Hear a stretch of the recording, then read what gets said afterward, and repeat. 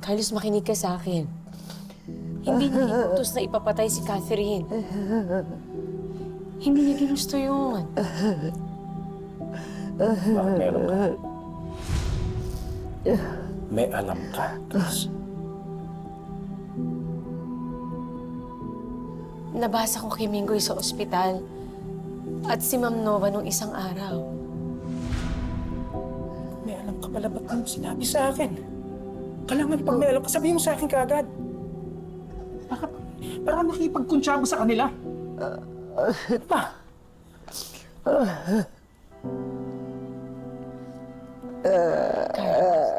Carlos, makinig ka sa akin. Alam ko na galit ka, pero tingnan mo naman yung mami mo. Pakinggan mo na muna siya. Wala akong gustong marinig sa sasabihin niya. Alam mo, Grace, kung gusto mo maging okay tayo, huwag mo nang pipilitin. Tama na.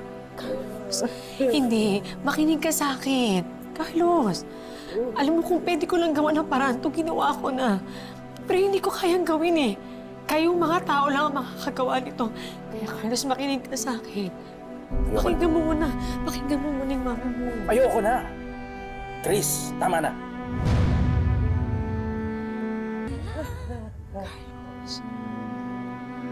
Carlos, please.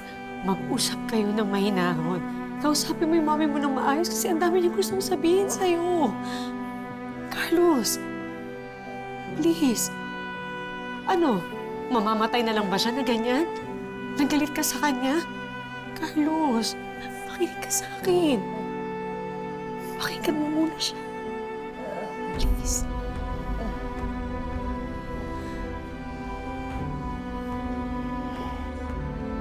Carlos. Sige.